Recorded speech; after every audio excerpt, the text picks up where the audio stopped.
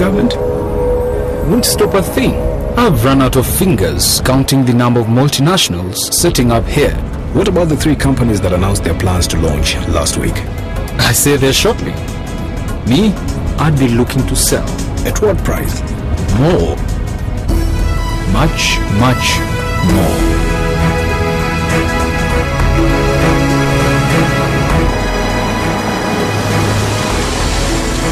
I don't know who you are or how you know these things, but one thing I'm sure of, you're in the wrong job. Here, call me tomorrow at 9 o'clock in the morning. I'd like to hear more from you. Are you ready for your big break? The East African, understanding the region.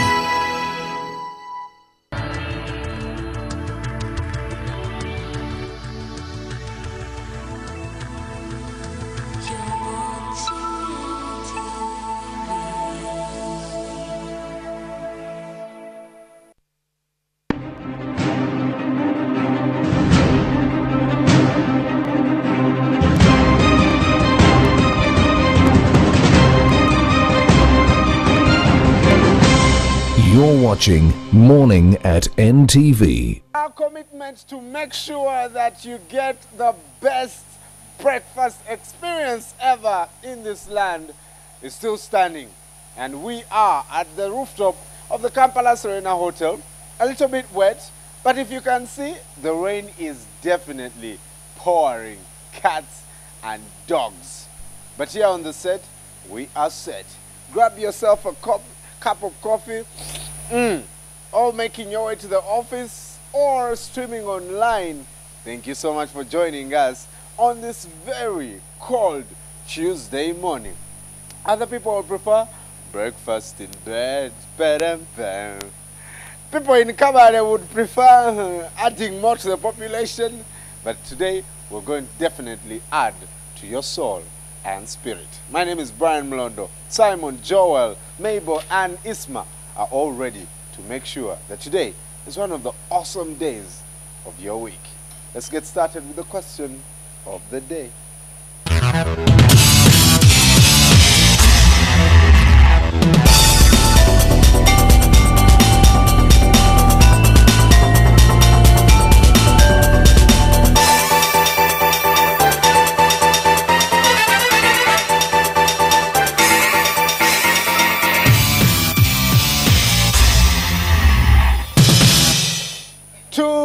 To get such a beautiful mug of Morning at NTV, well, all you have to do is head over to our Facebook page, Morning at NTV. Like the page first, and then you can also tweet at Morning at NTV. Tag me at mbgold2, at Kasiat, at Joel Senyonyi, at Mebkeb, and at Dakaba Chigongo. Feel free to tag at NTV Uganda. The SMS platform 6565. Kwade Simyo, Sinikeka SMS, or Angulech Kopochino. Beautiful, eh? We will even autograph it. And of course, make sure that you tune in for the press review, big story, and everyday life coming up on this show. For now, Mabel is standing by with the stories that are making headlines. Good morning. Morning, Brian, and a very good morning to you too, wherever you are. Thank you for joining us. We are glad you're watching Morning at NTV. Now on to some of the stories making headlines. The Prime Minister has denied knowledge of audio recordings. The women parliamentarians demand full explanation on investigations of the sexual scandal in the Uganda Athletics Federation, and various challenges were cited in day one of the implementation of the National ID project. You're watching Morning at NTV. Prime Minister Amama Mbabazi has denied any knowledge of the audio recordings that were recently leaked to the media about his alleged intentions of standing against President Museveni in the 2016 elections. The Premier's denial is the first he is making since the recording went viral a few months ago on social media platforms. Suhail Mugabi has more. Social media platforms and Ugandan newspapers have lately been awash with reports of a leaked audio recording of a conversation between the Inspector General of Police and an NRM youth mobilizer over the Prime Minister's reported shot at the presidency. The youth mobilizer Alex Kasirivu is quoted as saying that the Prime Minister Amama Mbabazi was carrying out clandestine meetings with NRM members to shore up his bid for the presidency.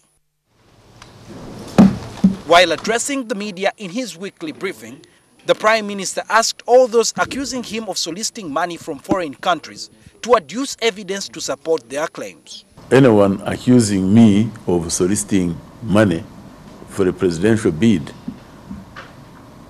please ask them to give you the evidence for that. First of all, I have not launched any presidential bid. So how would I solicit money for a presidential bid that does not exist? Do you know how he has got that money? He has misrepresented it to the Chinese. The president is going to be the heir. So as on that list, now I'm cancelling my name out. Yes. The Prime Minister dismissed suggestions that the police chief, General Kale Kaihura, could have made such allegations behind his back. Falsehoods, falsehoods, falsehoods. I don't think what you are saying can be true of the IGP. So I will not take it at face value. And if the IGP had that, I'm sure he would ask me about it. He would tell me.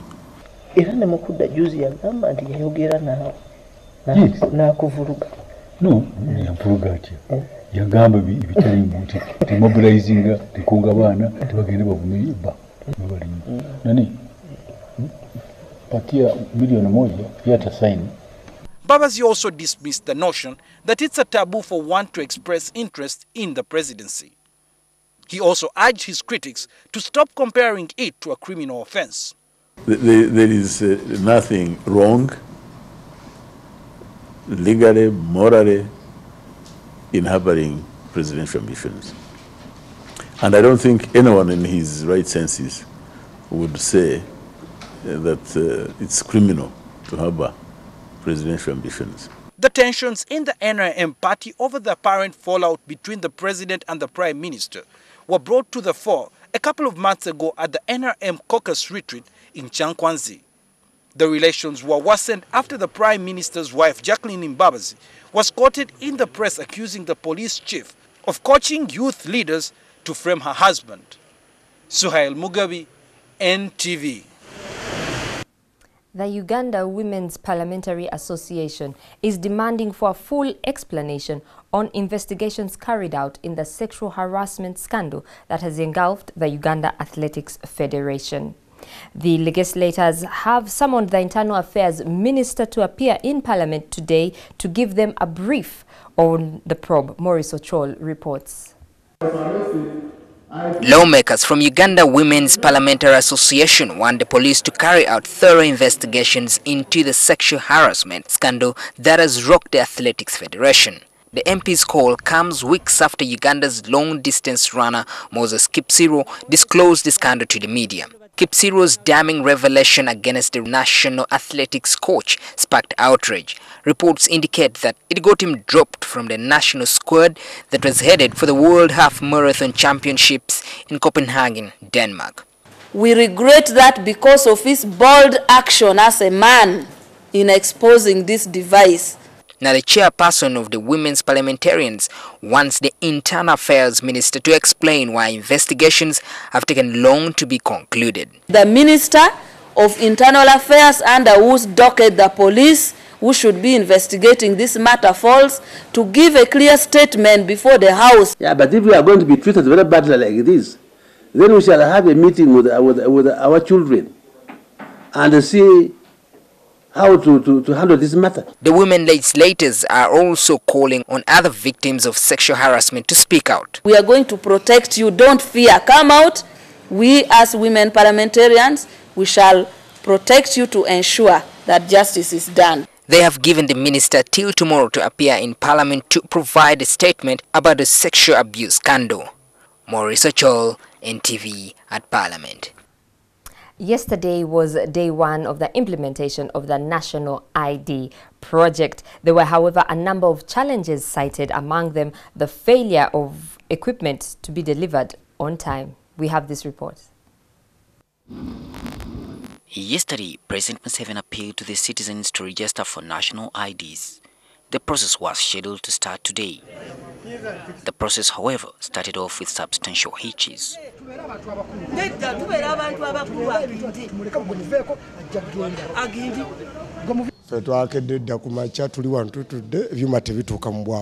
Those in charge say the problematic areas have been identified and solutions are being sought. We need to supply things to Nakawan, Nakasero, what. So they find a problem reaching here, but we are about to start. Meanwhile, the Internal Affairs Minister General Rwandan has asked culture leaders to help mobilize people register for the national IDs. Before the end of the year, we'll have issued identity cards, and then we'll get out so that elections, the Electoral Commission begins their own activities. All the bureaucracies that we encounter for getting passports, the difficulties we encounter registering for voting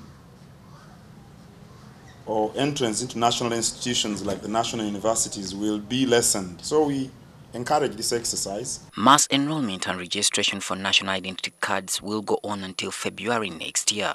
Priority is being given to Ugandans aged 16 years and above as the country looks to the 2016 general elections. The Rwandese refugee who has been in police custody after last week's foiled kidnap has spoken out. Proteas Hakizimfura says all charges leveled against him were unsubstantial as he served his term in prison after he was found guilty of playing a role in the 1994 Rwanda genocide. The Commission of Refugees in the Office of the Prime Minister says they have accorded Proteas and his wife security while they wait for communication from the government of Rwanda. Last week, Protei Hakizimfura, a Rwandan refugee, went to Namaiba bus terminal to pick his wife, who had just traveled from Rwanda. It is then that the attempt to kidnap him happened. Behind me, haza bavukabo basatu. Omu ankwata wano imirira namugamba kiki agamba we uli munyarwanda owita abantu Rwanda tukutwara Rwanda uze kununura mukoti. The said three men who claimed to be security officers were in the company of a woman identified as Grace. Protest says he knows her from back home in Rwanda. Grace's parents and relatives were killed in the 1994 Rwandan genocide, and her family had in fact been witnesses in the Gacaca court proceedings that finally convicted Protei of being a genocide sympathizer. Grace trailed Protei's wife from Rwanda to the bus terminal. Tuguteka mu modoka tugutwara Kigali. Nagambye neza nyabo ntusobora before ntwala ku polisi ya wano unyonyole problem nanze nyonyole byange. While at Old Kampala, according to Protei, more gentlemen joined them after Grace made a call. Dusobora kugutwara Rwanda ugende unyonyole byawe. Namubuza utwara nkani uri ani angamba ndi mukozi wa embassy. The alleged kidnappers, however, could not produce any documents from the Rwandan government implicating Protei, even at the request of CID officials. They claimed that they could access them from the embassy. Police held Protei until Friday last week when the Department of Refugees intervened. He was released on police bond. Hakizimfura fled Rwanda in 2009 and has since been living in Uganda as a refugee. Prior to his fleeing Rwanda, the 66-year-old and father of 6 says he has served a 12-year sentence in 4 different prisons after his conviction. Nagenze koti yakolaki urukiko nibwo rwande kuja.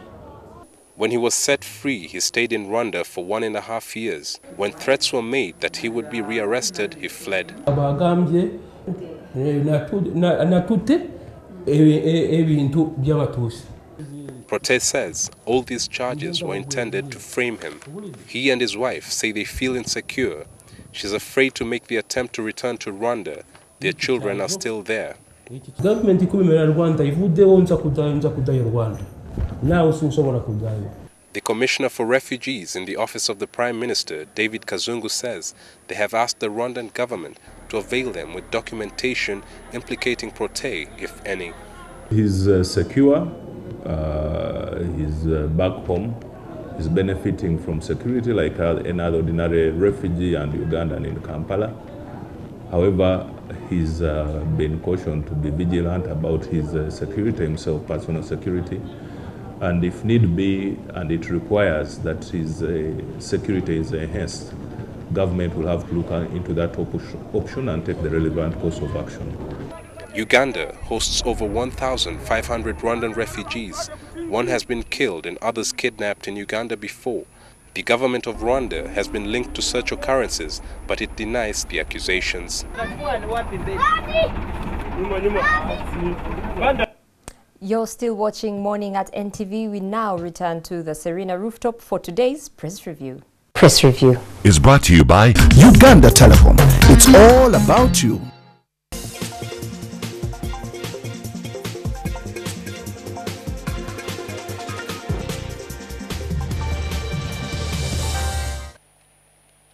And now this is what they call a poundingly rainy Tuesday morning, the 15th day of April 2014, coming to you from the rooftop of the Kampala Serena Hotel, where it's been raining cats and dogs for the last 4 hours, if my calculation is anything to go by. From wherever you are watching us from, I hope you're keeping warm. And yes, let's bring up to you the news as we have it from the newspapers this morning, the Daily Monitor and the Red Pepper. My name is Simon Kasiati. I'm joined by Joel Senyonyi, who's braved the rain and still enjoying the cold, and of course, Mr. Mulondo. Good morning, good people. You are very cold, flummoxed, and looking very highly overcast. It's very cold. Well, it's not a crime feeling cold on a Tuesday morning such as this one, just as it's not a crime for anyone to vie for the presidency. That's according to the Daily Monitor this morning, and these are what is attributed to the Right Honorable Prime Minister and also Secretary General of the NRM party, who says, well, his ambition to stand for the presidency certainly does not tantamount a crime. It's the headline story in the Daily Monitor, and this he told journalists at his office yesterday. And among the other things that he discussed with the journalists was his alleged meeting with the police chief, Inspector General of Police, General Kare Kaihura. Interestingly, the police spokesperson, our very good friend, Mr. Enanga, seems not to agree that this meeting took place. And I quote, yes, what is he saying in the Daily Monitor this morning? We are not aware of any such meeting. I've contacted all directors that are alleged to have accompanied the quote-unquote big man, Kaihura, and they are all not aware. But this is Patrick Onyango saying that, Kampala Metropolitan Police spokesperson. Where they are. But look, the picture is Patrick Onyango's, and the name is... So Daily Monitor, who should we believe? I want to imagine it is Patrick Onyango. But you see, Amama Mbabazi has not come out, Honorable, to say he's not going to run for presidency in 2016. Very calculatively, he has not. At some point, he said he will not stand against President Museveni. That can only mean he will not stand within the NRM, but this is not ruling himself out for the presidency. But since the resolution of the Chankwanzi thing still does not count, that means there's still a chance that when they sit in NEG or SEG, he's likely to say, guys. But even if it were counting, we are seeing a situation where the members of parliament who are given huge sums of money to go and popularize this resolution to the constituencies seem to have used the money for other more important issues, and therefore the message and gospel is not trickling down to where it is supposed to be. So that could be yet another open chance for Amama Mbabazi and his cohorts. And people are now demanding for welfare allowances. There's a group of people that went to somewhere in northern Uganda, no offense, and they organize these youth together, and each time you bring youth, one thing that always comes out is allowances, and this person could not understand the language they were saying, but after a couple of words, allowances, allowances, and that is all you could understand. Why? Because these young people are so used to this thing. Well, for you, my friends, Tabutajira, Justin Draraze, Drani, and all the others who come from West Nile, and of course, my very good old boy and Rot, Philip Akeronega. 100 years of West Nile countdown is on, and we're celebrating this epic 100 years next weekend. I think I'm also celebrating by marriage. Absolutely. Yes. So we want you guys to expand your Pakwach from Paida and all that. So West Nile is down with the countdown for their 100 years celebration. Now, I've always asked 100 years ago you joined Uganda. Where were you coming from? I thought you have always been part of Uganda. And of course, you know, we are all Mafurich in these countries, just that some people think they are more Ugandan than others. If you've attended the West Nile night at the Le Bourgeois, that clearly tells you where these West Nilers were 100 years ago. I see a man, the man who likes the butter. Is he your mentor, the Deputy Speaker of Parliament, Honorable Lang? Without a doubt, he's an extremely intelligent lawyer by all accounts, and I think that he's a man who's got his head properly screwed on his shoulders, and his sense of style and design, I would be best describe it as suave and debonair. Never mind his humongous size. But much respect for him. My friends at the Daily Monitor and the Nation Media Group are in celebratory move, yet another word into their kitty. Let's not forget that recently a number of journalists from there did win the inaugural Uganda Journalism Award, and now we are seeing this one of the journalists winning an International Agricultural Award of the Daily Monitor and of the East African. We're talking about Lominda Afedran, also from West Nile. What a way to start your 100-year celebration. I think it was intended for Daily Monitor to put another West Nile on the page on the same I think this is a well-deserved thing. It should have actually been on the headline. I don't even see why they took it away. On the front page? Yes. When Iham Babas is saying it's not a crime to vie for president. Do you know what it means when a journalist wins an international award?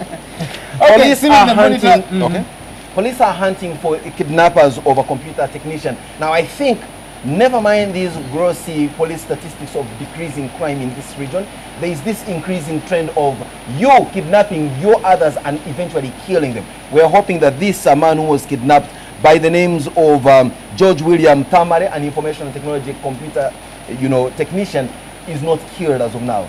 He received a phone call from somebody at 5:30 a.m. asking him to come and collect money from, Arua Park. It's now days on end. They've not heard from him. His dear wife, remember that 30 minutes after he left home, someone called him using the husband's phone, and she could hear the husband in the background screaming, "Don't kill me, please spare my life, you can have all the money." There seems to be a trail of these guys, and police has alluded to it. I've seen 2 young girls killed, and we seem to see a lot of it happening, and police imagines they could be the same people, but we wait to see how they unravel. It comes back to this hogwash that was presented to us for months on end, bombarding us with messages, go register your SIM card.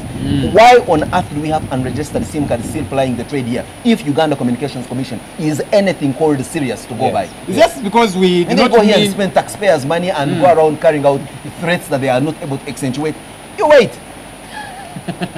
If the ID process does not kick off and serve the purpose for which it was meant, I think adding it to the SIM card registration, now human beings registration, I will personally lead a crusade against these 2 officers. Well, if something is worth doing, that is before if I'm not kidnapped and possibly or if you're not arrested. Well, they'll release you on police bond since you already have. That I have to you move around with the police. You're supposed to report to police today, right? 10 o'clock. We empathize with you. And speaking of, the national ID, which started very disappointing. Yeah, here ID project starts amid irregularities, and they say missing materials, late arrival of gadgets, failure to meet requirements, and residents claiming being unaware of the exercise characterized the program for which government has been drumming up support for several years. Is this a surprise? Isn't that the typical Ugandan story? I told you here the other day, and you guys were saying I'm just being skeptical.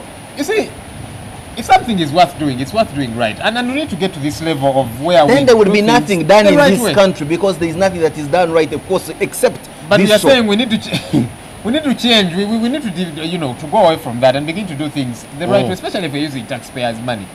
This is not right. People break their back, they bend their backs over backwards, They come very early here in the morning in the rain, sit on top of a place that is very cold, and then you have to rip them off. It's just not Would right. it be more practical if, say, they did say Kampala first, NTV second?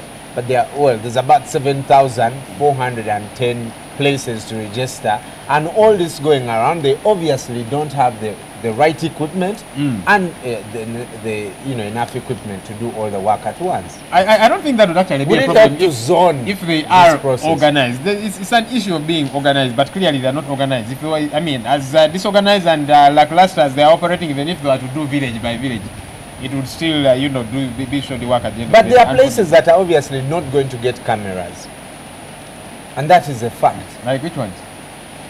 Places in the You mean where people don't wear clothes? They will never get cameras. They're just taking the passport photo. Well, there is an interesting story in the backyard of the police where one of their former police chiefs at the Nansana police barracks was accused of soliciting a bribe, and upon his release on police bond, he threatened to quit the force because of witch hunt from colleagues. And the police institution is saying, well, you are free to leave the force, but investigations against you will increase. And of course, you know what that means, that you're free to leave the force, but the moment you leave, the investigations will take an interesting twist that could see you spend the rest of your life behind the same coolers that you were manning. Who knows, it's playing out in the day. You know, his father came out and said, please let my son leave the force if this is what you're doing. Well, of course, this is how you're showing to appreciate his work. Even if his son had joined journalism and he solicited a bribe, they would still arrest him. What will he be quitting to leave? And he would be released on the police bond? Will he be threatened to quit every profession where he's accused? I think the most important thing is to look into himself and make because certainly we're not talking about this guy as an angel. He has his own follies, and his best bet is to look at this as a learning curve and learn from this mistake as opposed to quitting.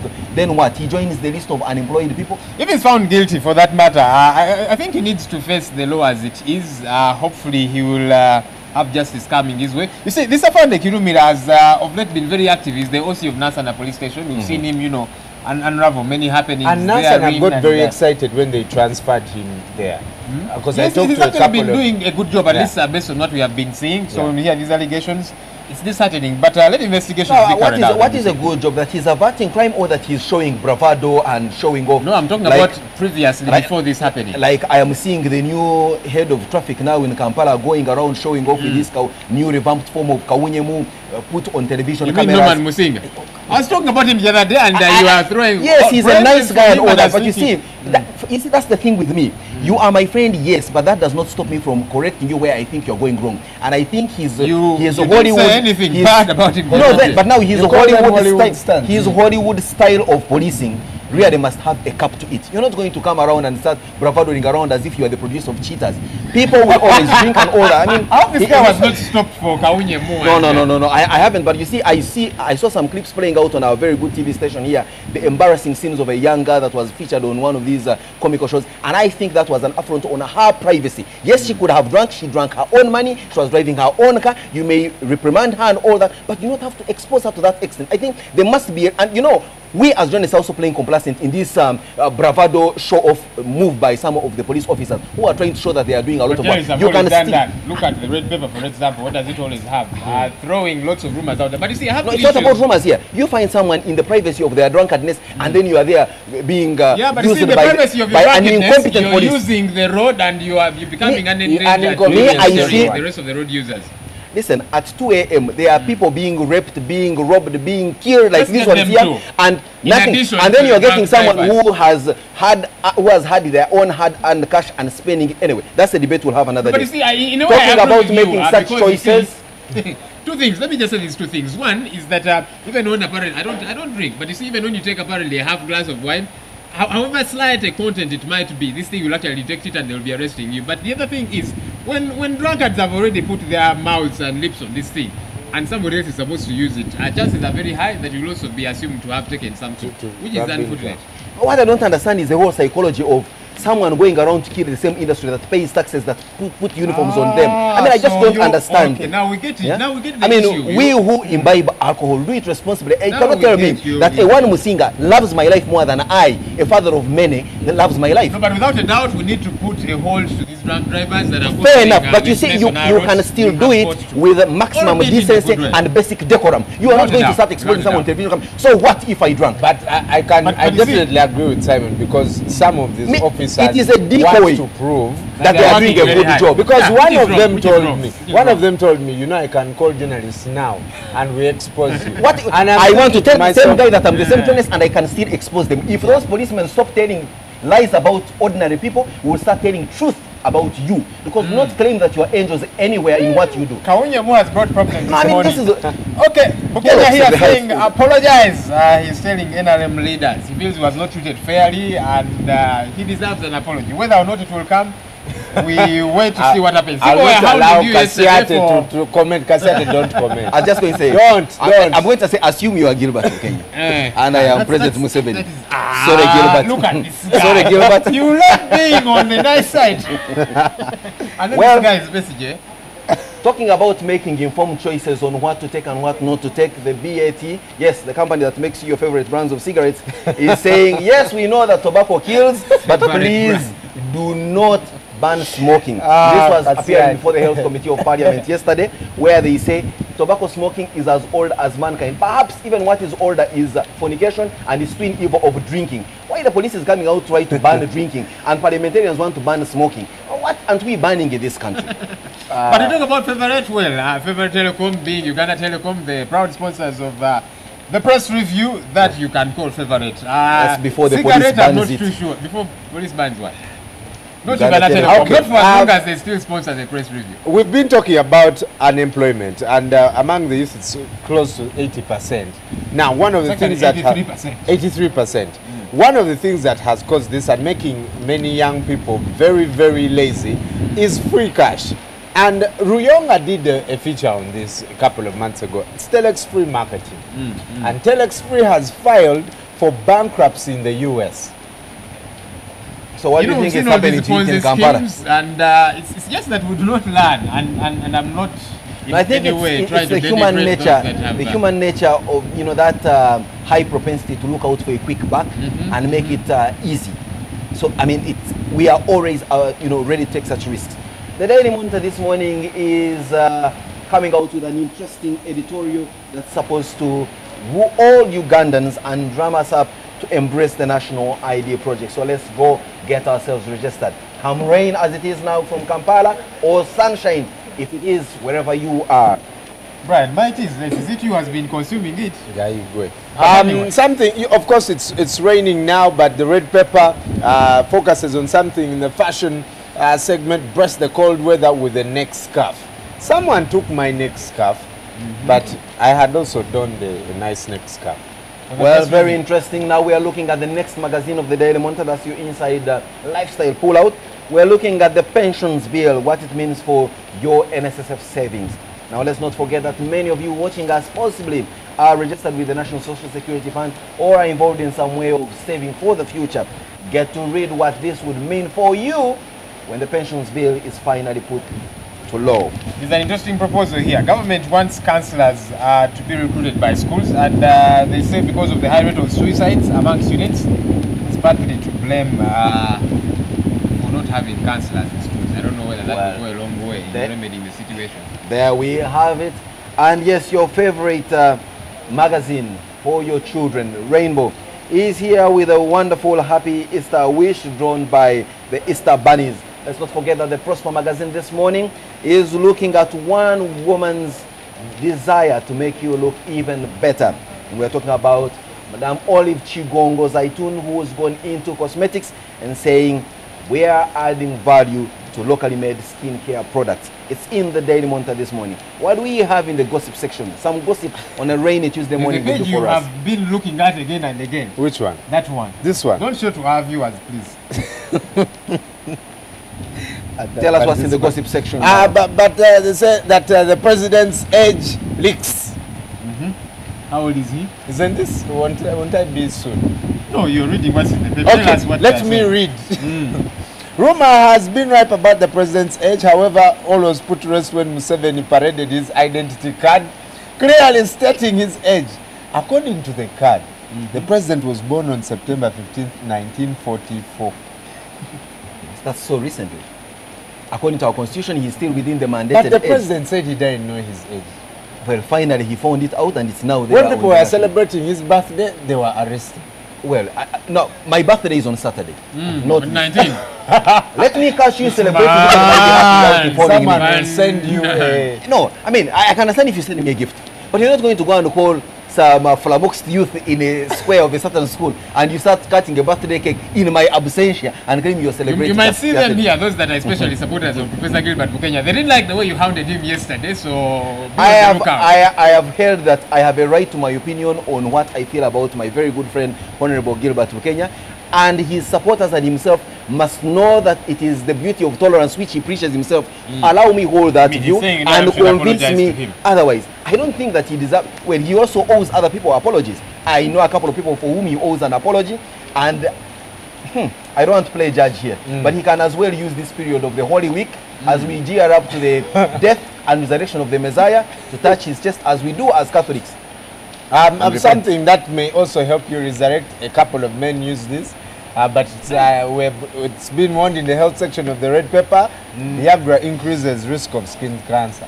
Well, there you have it. When you see a man whose skin is fading, possibly he's used this blue pill at some point in his life. Yes, sir. The sports section of the Daily Monitor is quite awash with interesting news coming in from cricket and football. But of course, the red paper, as always, will give you that wonderful kick into the world of business, sport, and yes, current affairs with a tinge of some interesting gossip.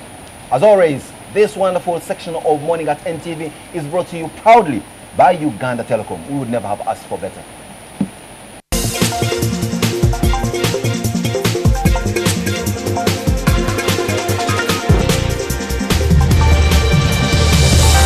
Dial star 100 hash, select Chize and get the total amount you spend in a month refunded. This refund can be used for calls and SMSs to all networks for the next 30 days from Uganda's most affordable telecom service, Uganda Telecom. It's all about you.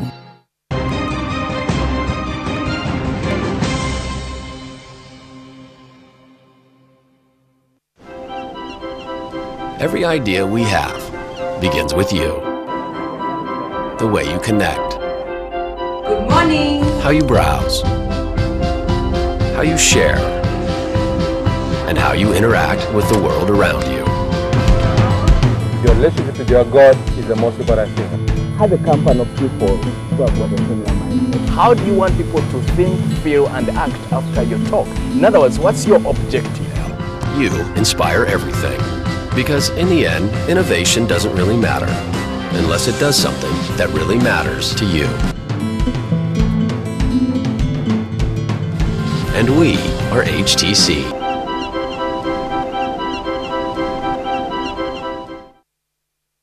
Oluvannyuma lwa lutalo abaana bangi batwalibwa ab'ekika era bulala basigadde abamu bajja ne babakima era twagenda mu Lukoola eyo nakasongola mu Buluuri twagenda mu Butale Babalaaro okubuuza omwana oyo mumanyi nti mukwate obutonde obwekonkome mukwate obutonde bwa Ebola mubuteeke mu nsigo omuzungu ayogedde palamenti muyise bosi basajja omulembe guno gutuusemu n'abantu n'entondo kati waliwo n'emyaka egy'entondo waliwo yakiŋŋamba bamugamba muŋŋambe bulungi kati munkwate empola dokita buli akwata bayibuli eno ajja kusomera bintu nga ye bw'alowooza. For example, waliwo controversy yaliwo tobeera mu ssuuti ate ng'oteeka mu gganduula olina kubeerako kimu kubanga okusomesezza tumaze emyaka 2 tusomesa bannayuganda eddembe lyammwe mulimanyi oluusi n'obusobozi obulina nakulabira abaganda baagala kabaka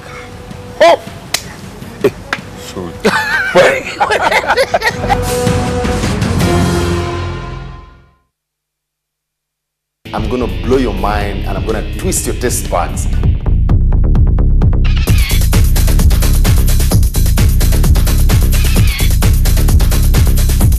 The flavors are already coming together. I can feel them.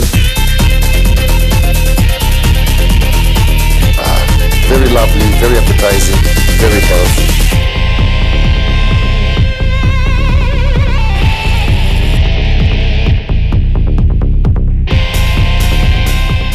Remember, the way you see it, the way you like it, is the way you get it from my kitchen to your kitchen.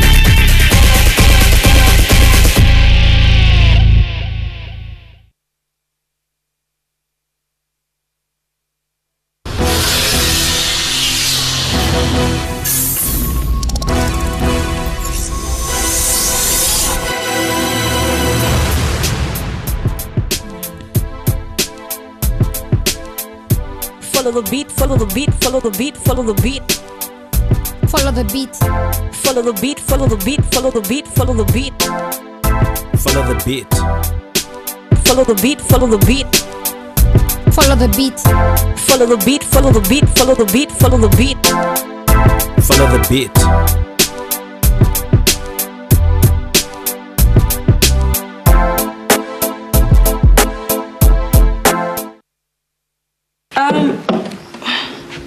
What's that? That document. Oh, that.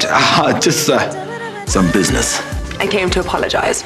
I have no right to interfere in your lives. I've eliminated the only evidence that links me to Ivan Chinawa's death. But you didn't have to kill another person. It's not like I've got anything to hide, Nene. Just go ahead. Victoria, how is it like to work for Miles Filagazi?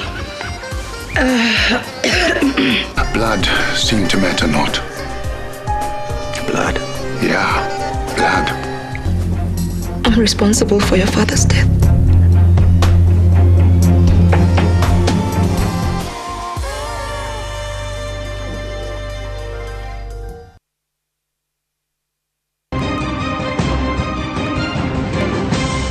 You're watching Morning at NTV with Simon Kasiate, Mabel Kebirunji, and Brian Mulondo. It's a beautiful but wet morning, and now for our big story here on Morning at NTV, we turn to Simon.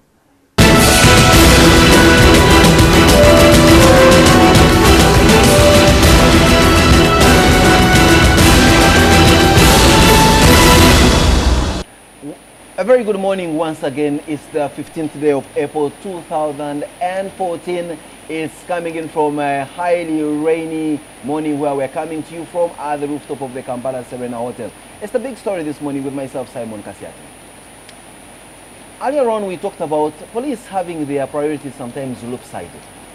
For the most part, they will go out of their way to hound, embarrass, and even mesmerize people who are out merrymaking and not committing any crime, only that they are endangering themselves and other people of the community, but not such an extent that they need to be embarrassed, as we have seen in recent parts with these whole Kawunyemu expeditions.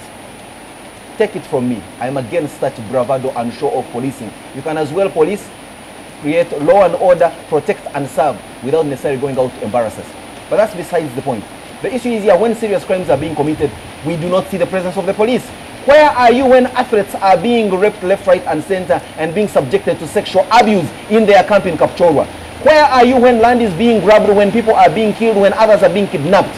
Where are you when I need you the most as burglars break into my house on a rainy Tuesday morning? This time around, we're looking at the sex scandals bedeviling the Uganda Athletics Federation. We're looking at the athletes that were holed up in a camp in Kapchorwa, where it is alleged, and the police is yet to investigate fully, they are doing what they normally do best: slag and drag their feet when an important issue is before them. This is playing out in training camp in Kapchorwa. NTV, on the other part, carried out our own investigation, because I think sometimes we realize that policing is such a serious issue that we may not leave it to the current crop of most policemen. And so here is an investigative story by one of our own, Alfred Odong, that will set the stage for our discussion on the big story this morning. Enjoy it.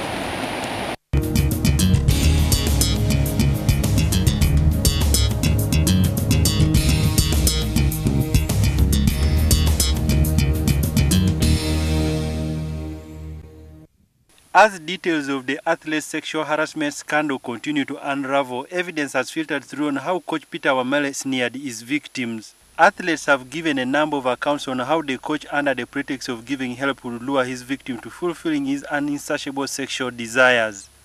Tomorrow the world, black should. Can go the ground in a more track should. The coach promised me a tracksuit, and when I reminded him about it, he told me to go to his place in the evening. He told me, get to evening time. I go. When I stood my ground rejecting his advances, he called me aside and offered me money, which I also refused to take. And I told my senior male runners.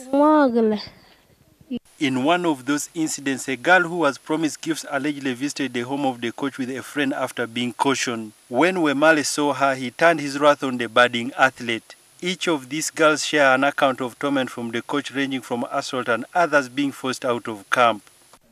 boys. When the coach realized I had told the boys, he said I'm in love with those boys. One morning, he came and kicked me, and my friends told me, instead of you suffering every day, just go home. As the scandal continues to reverberate across the Uganda Athletics Federation, the body has tried to maintain political correctness in the face of the damaging scandal. The police's half-hearted measures to bring the culprits to book has emboldened those accused to make rebuttals. Ugandans and the world over should know that UF does not condone things of that nature. And in all our competitions, we have always advised our athletes, we have advised the coaches, and our advice has always been against indiscipline, against immorality. We have talked about HIV/AIDS, because once an athlete acquires HIV/AIDS, then that his or her career is gone. We expected that the police would swing in action and investigate the actions of this person. But when we had the meeting, we got the impression that the police were shielding him, because he's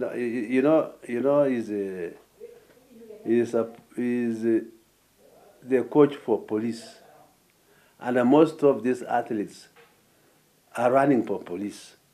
The sex scandal in athletics have left most of the athletes here in Kapchora, and particularly the Sebei region, divided.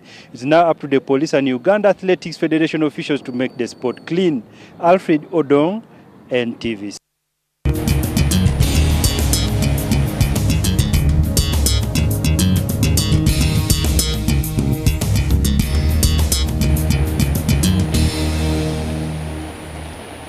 Well, there you have heard it, you have seen it, you have seen what we were able to unearth, and you have seen the face of the alleged perpetuator. You have also seen the reaction from the good, competent, and very industrious police that is omnipotent and omnipresent, doing whatever it's supposed to do. I'm doing that with tongue-in-cheek. Joel, thanks for joining me here for the big story. And you have looked at this sometimes very disturbing happening. Here is Uganda trying to cut out its niche, from a strategic advantage of the fact that if all sports have failed, or at least we've not been able to get any kind of silverware or glory, both at local and regional, we try with Sekafa when it comes to football. Rugby, we are always beaten by our colleagues from the east. Now we are looking at athletics, where possibly we can nurture talent from the grassroots up to the national level and create big runners like we've seen with our Olympic gold medalists. But this is the catch. Female athletes facing the brunt of sexual assault and nothing seems to be done. Doesn't it bother you from where you sit, one as a moralist, as a Christian, and as the journalist that you're supposed to be? As a moralist, interesting. Whatever that means. But look, this is very discombobulating. If we are to see young people, it is what? Look, when we see young people who are realizing this is my talent, this is what I'm good at, let me see how to pursue it, and we're having these predators raining in on these young people. You didn't see the crime report, the police crime report the other day. The leading crimes are crimes of assault, defilement, rape, etc., etc. It goes to speak for a lot in the way we do things. And you see, it cuts across, it's not just in the sports arena. When people are trying to get jobs somewhere, there are these, heavy duty bosses that say, well, if you want the job, we meet at the other hotel first, There is a current investigation in Chambogo University investigating the sex for Max or Max for sex scandal. And this is playing out almost at every public and even private university. It is a good deal. At Makerere University, we are seeing it in companies, like we are saying. Now it's, getting to coaches. Many times when we get power, we want to become preponderant, and that is when the filth of us comes out. Let me tell you, if you want to know how good or bad a man is, give him money or power. Those are very good testers. Well, like indeed Michelle Obama said that about her husband and the presidency, she says that such power doesn't change a man, but it rather exposes who that man actually is. It brings out the real you, and we are seeing this a great deal. I don't think it's an issue of crime, escalating as it were. We have been seeing this a lot more. It's just now the heightened exposure. Yes. But you see, we have a police force that is every day being revamped in terms of numbers, equipment, and of course expertise. We are seeing them carrying out a number of trainings. But why do I see them becoming increasingly complacent in their mood to bring such perpetuators to book? I think what exactly is wrong? Where is the missing point? On one hand, they are accused as the #1 torture agency in this country. On the other hand, we see certain crimes flourishing, even for the most part, thriving. Where is the disconnect of the nexus? I tell you, the ineptitude of the police is coming out very glaringly. We are seeing them excelling in other fields. You've had the powers that be time and again saying, Kaihura has bashed this walk to work and so on. The other day he was saying, I don't know the guys that are surrounding BCJ's home, and I was thinking, seriously? I think police is, for lack of a better, let me put it this way, you know, we need to prioritize, and police is not prioritizing, yeah? They are focusing a great deal on doing investigations and trying to surreptitiously find out who is Mbabazi meeting, who is basically doing this or and that. Who is drinking where and how they are going back home. For me, there's that too. And we are seeing our young people I do not condone drink driving, and I do commend the police in trying to help us be safe and drink responsibly.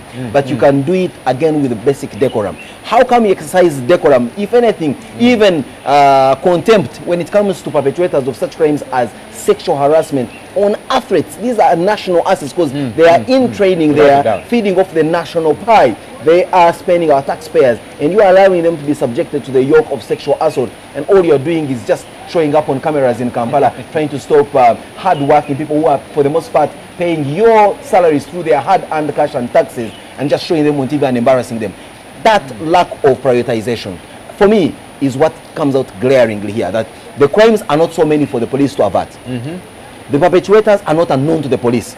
Even if they were, the police is not so ill-equipped as not to find them out. But they simply have their priorities in the wrong way. They will find you wherever you are passing, whichever panya you want to take after you have had a good drink. If but you are a person of interest. Yes, but they will not find a kidnapper, they will not find a rapist. And these people are known. Within society, everybody knows who has committed what crime. You saw our report here. You saw the allegations being levied. If a journalist can come by these people, police should be able to. You know, the UN requirement of the ratio of police, the UN recommended ratio is 1 policeman to about 500 people. In Uganda, we have it at 1 policeman to about 800 people. Now, you might say that we need a lot more police officers. But look, if we were to make very good use of the few that we have, put them in the right places, deploy them where there is need, as opposed to following up, you know, all these opposition leaders who are out there trying to sell a message that they feel that is the message they should be selling, just like we have the other side saying, okay, we're also out to sell the sole candidacy. Irrespective of where you want to belong, yeah, you want to have a police that is neutral. And that is why people are very disappointed in police, because they think police is becoming very partial in the way it operates. You know, it seems to go after people that are selling their political ambitions and whatever it is that. And yet these hardcore criminals that are assaulting our young people, that are pulling down our nation, they're doing little or nothing about it. It is not right. Let's look at the hardcore criminal, and especially the alleged ones in this particular report that we are following up. Here we have somebody who is regarded as a coach for the athletes. But let's look at this person's proficiency. For all I know from the story, if you did watch it, this is somebody who somehow, for some reason, finds themselves as a coach of a national team. There is no track record of them, both track literally and track verbally speaking. They've not been former world-class athletes, and there they are superintending over a national team of athletes. Why do we always get the wrong people to do a job, a right job, but do it even the wrong way, and we cannot apprehend them? Again, it gets here he is a man shrouded with all sorts of mystery. He's alleged to be a witch doctor on one hand, he's seen as a pastor Murad on the other hand, and then he shows up earning off the national pie as a coach. For me, this simply doesn't add up. Why do we get the wrong people for good jobs? You know, wherever there is the legitimate something, there is an illegitimate something. You talk about fake pastors, there are fake doctors, there are fake coaches, there is fake everything, literally, in this our good country. But you see, we need to send a message to especially young girls, because there's very many young girls. We've seen that story of those young girls that are coming out to tell their story and their ordeal as it is. But there's thousands, I hope not millions, but there's thousands, probably hundreds of thousands of girls out there that have undergone a similar situation, either in homes where they are operating as maids, either their workplaces. I'm told Indians abuse many of their employees. Whatever the place might be, these young girls need to come out, they need to speak out so that these predators are reined in on. But when we've had a situation like one in the past where we saw women rights organizations coming in, spearhead the plight of this young girl that was sexually assaulted by a bunch of Pakistanis.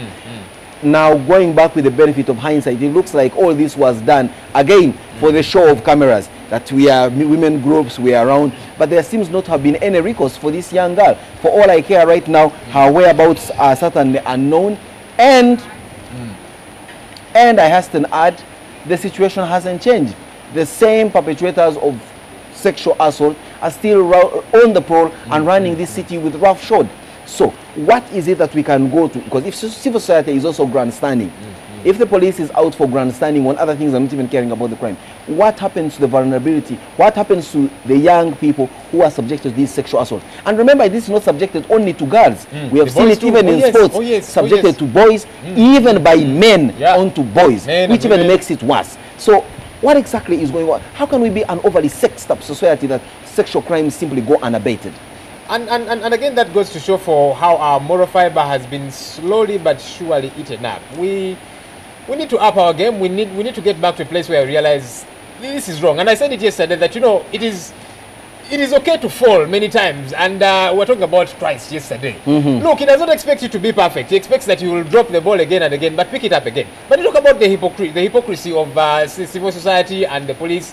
Many of these cases that civil society goes after are those that the media has highlighted, and then now they go follow up this person. They say now we are going to take care of her and so on. But there's thousands of girls who are probably in a worse of situation. I'm not in any way denigrating that young girl. It's good they came up to help. I hope they are still helping her like they did tell us before the cameras, you know. But there's many other girls, you know, that are suffering the same fate. Can we reach out to them? Police, do not just go, and we see that a lot, you know. We are seeing so many of these police officers. I think they want to show the powers that we are working. So they call journalists, you know, parade a few suspects here and there. But there's a lot more that is going on there. Can we actually work, not just so that people can see us? Can we do our job? Because, for goodness sake, no one told you to apply for that job. You applied for it, so do as best a job as you possibly can, even away from the cameras. Well, in this era where we have televangelists, then I guess now, for the most part, we'll be having telepolicemen and police officers, and I think that is not the right way to do it. Which is unfortunate, very unfortunate. Well, there we have it, the big story this morning, discussing the plight surrounding the sexual assault and, of course, the sexual scandals playing out in the athletes camp in Kapchora. But remember, this can be transplanted in every facet of our lives wherever we play. Will it be at your workplace? Will it be at the university where you are having tertiary institution? Will it be even, I hasten to add, in your churches? Let's take a short break. When we return, it's Simon Says.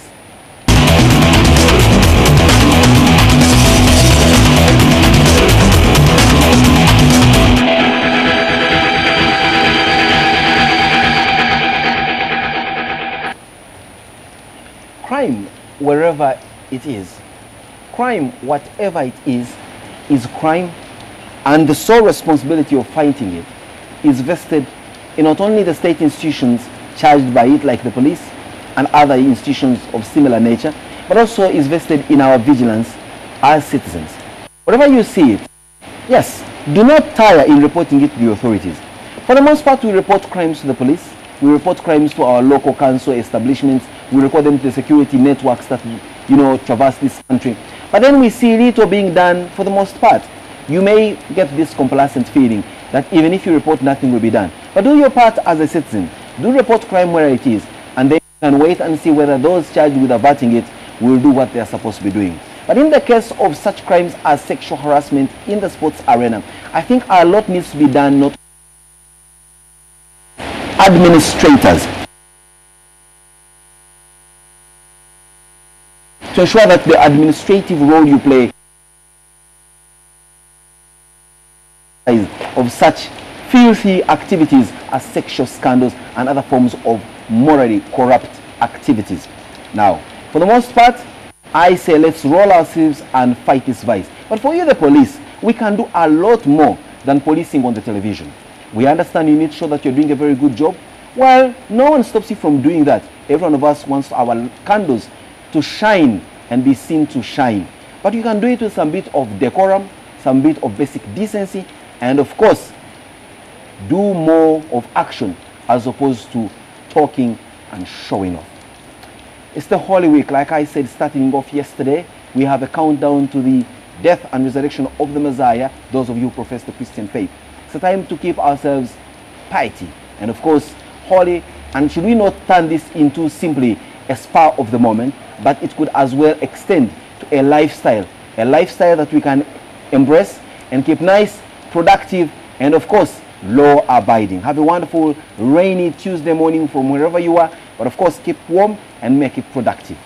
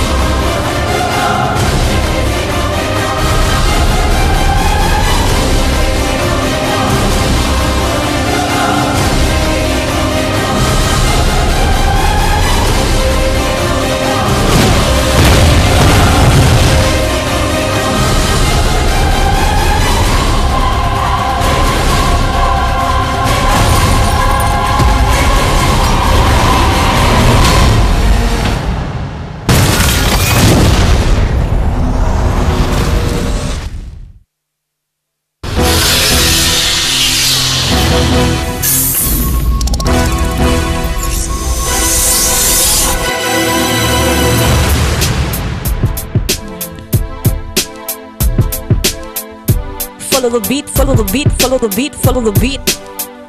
Follow the beat. Follow the beat, follow the beat, follow the beat, follow the beat. Follow the beat. Follow the beat, follow the beat.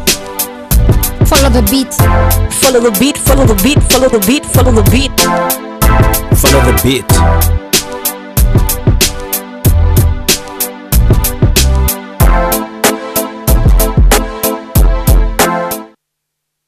You can bring everybody in parliament as long as they can wake up and vote for their NRM. As long as the voters exercise their rights to elect their leaders, there was no need for term limits in Uganda.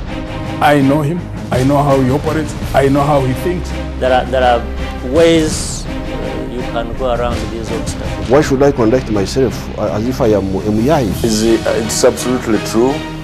I admire the President Museveni. Is the ICC a fascistic code targeting African leaders? You cannot tell me that the whole trouble Kenya had revolved about only 2 individuals. The money is not in the budget of this financial year. You can't beat God.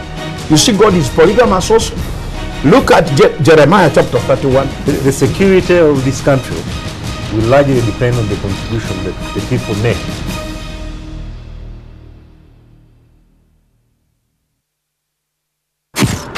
A wife who you got through the office will be very insecure about you working in another place. Always hunt up, don't hunt down. You mean what? Go after your superior? How dare you suggest that when a woman is aggressed against, we should look at the person who's been aggressed against? Let the couple be. Let them sort out their issues.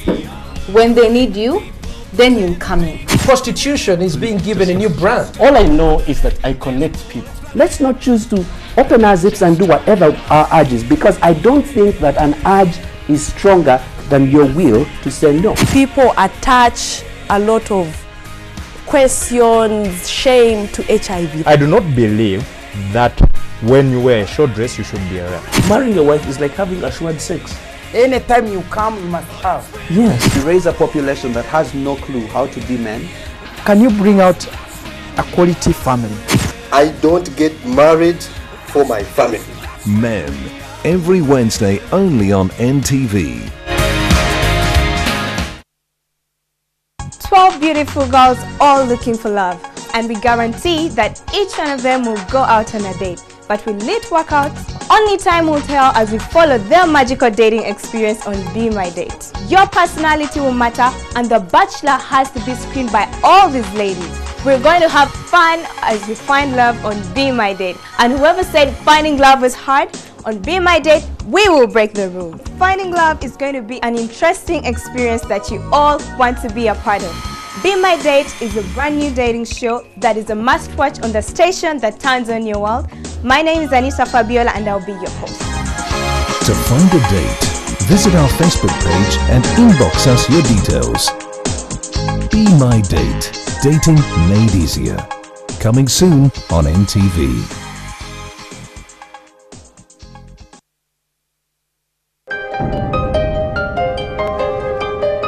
I was going to my hall, someone came from my back and was how? Tugenda okwera kekiro. Yanga mwami omanyi? went to the nursery and asked why. Why is it that our father is negative and for us we are positive? Every time I find a story of assault of one person to another, I get disturbed. Mwayombye ekiro lwaleeta suzeewo lwe bakwokezza naze poza kimu nti mujja wange yanjokezza kino ekyafa kino kyali kyakulira muno mu lubuto. The Irene I know just loves music and loves to sing. I've never seen her even smoke a cigarette. The days of legal trade in slaves are history, following its abolition in the 1800s. They tie you like this.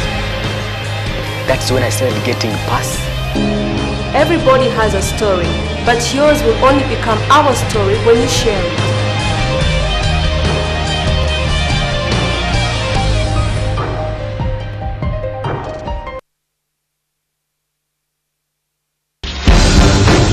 Kampala has been voted in the past as one of the favorite cities for tourists, one of the most peaceful cities.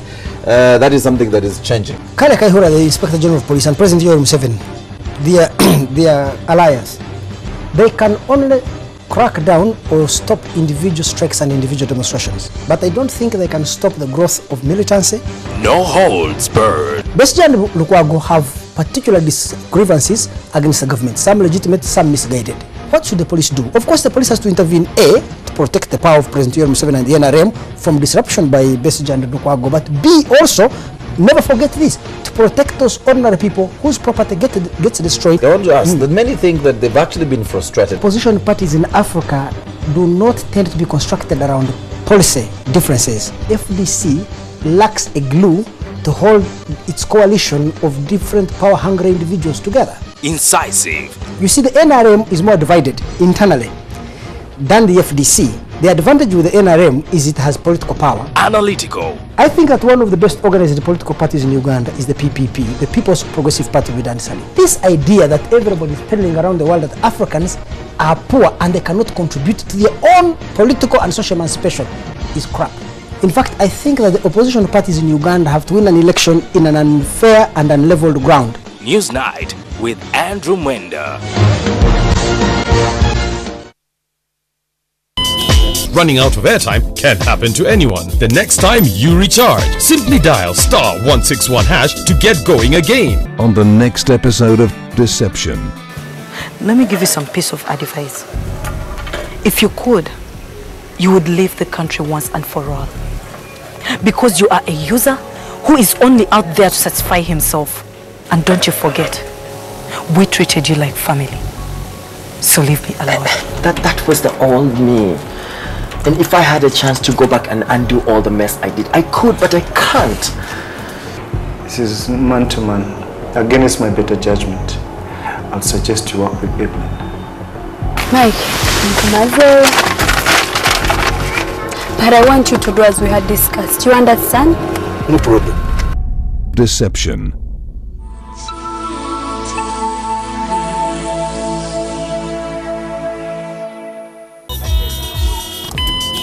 At Orange, we know that running out of airtime can happen to anyone. That's why we bring you Wetase. Simply dial *161# to get going again. Convenience changes with Orange. Today changes with Orange.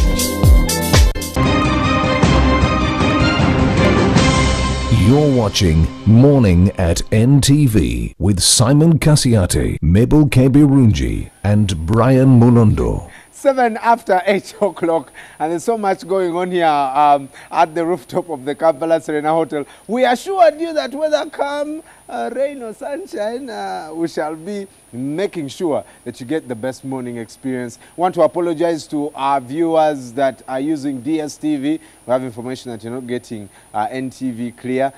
We are trying to make sure that that is rectified as soon as possible. But of course, you can catch us on the other service providers and get us live. And we're going to be doing this until 9 o'clock.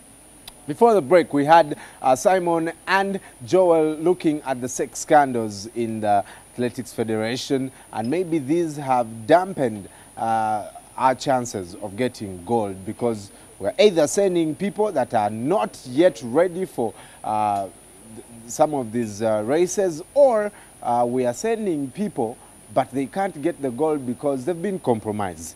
And your comment or suggestion will be helpful on our Twitter handle at morning@NTV. You can feel free to tag at NTV Uganda. And of course, looks like most of you are on DSTV, so that's the only thing you're complaining about is the signal. But Engineer Michael Wamba at Michael Chris _Wam saying, even if it rains up to 2020, the show will just get better. Thank you so much.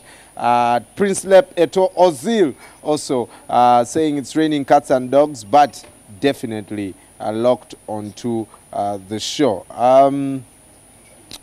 Just a quick one here. Richard Chavula also retweeting some of that. Kipto Matthew also reacting to what Joel talked about. We should do as best of a job as we can because no one asked us to apply for these jobs. And of course, it's a really huge shame to the leadership of the Athletics Federation for not getting this. In a couple of days, we'll be getting some people who have represented the athletics in the past couple of years to come here and tell us exactly what is happening. At Dorothy Asimwe also contributing there. At Isaac Kabanza also saying at morning@NTV, thanks for the great job. Well, Mabel will be back in a couple of minutes with your Facebook comments. And when I come back, I'll be with Flavia and John Kore.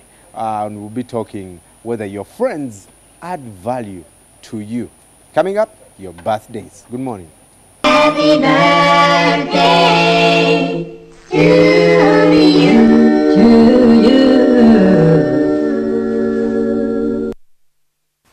Well, happy birthday to you if it's your birthday. Richard Nwenyesiga sent in a message earlier saying it is his birthday today. Well, happy birthday to you, Richard. You share your birthday with Prince Philip of Belgium, who was born in 1960. He ascended the throne in 2013, and he, the eldest child of King Albert, at 53. He is the second youngest monarch in Europe. You also share your birthday with Jeffrey Archer. Most of us know him because we used to read novels in secondary school. Jeffrey Archer is a former politician and author of books like Cain and Abel, A Matter of Honor, Not a Penny More, Not a Penniless, and more recently, A Prisoner of Birth. And also, Amberson, Alex Louis, the bullet survivor. It is your birthday today. Happy birthday to you and to you all who celebrate your birthdays today. Remember, you are unique. You are one of a kind, so you can go out and conquer and do something that no one else has ever done. The DNA you have, it's yours alone. And moving on to some of your messages this morning. The picture here of the press review in the rain, and lovely Chari says, you guys are smart, keep it up, thanks for the show. Maureen Lydia just says rain, rain, rain. And someone is asking, are you guys at the Serena rooftop in the rain? Yes, they are actually at the rooftop. And someone is asking, how is the rain up there at the rooftop? Well, it's pouring. And Ateka says, I like your show, man, and you are smart dudes. Christine says, good morning. I like your energy despite this heavy rain. Do you mind sharing your cup of coffee? And the messages seem to have disappeared. But anyway, we now return to Brian for today's HTC moment. We started with the goal of bringing the power of computing into the hands of people around the world. From the beginning, we were designing many of the world's first touch and wireless handheld devices. Reaching out to our partners and setting no limits on innovation, we produced one of the most popular touch experience devices of the time. We were building smartphones before the term smartphone even existed. We then set out to make the most versatile smartphones, including ones that let you use either a touchscreen or a keyboard. We saw the potential of 3G early on and introduced the world's first 3G Windows mobile smartphone. We changed the way you use your fingers. Based on our research into gestures, we gave you the intuitive and easy-to-use HTC Touch.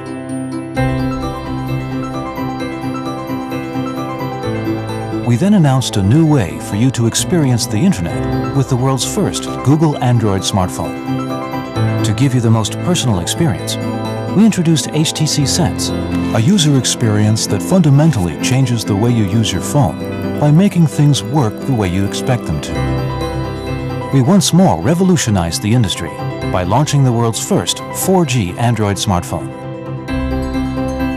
We integrated Beats audio into our phones to deliver the most authentic sound experience, enabling people to finally feel the music the way the artist intended. We created a one-of-a-kind phone with an amazing camera that outperforms most point-and-shoot varieties.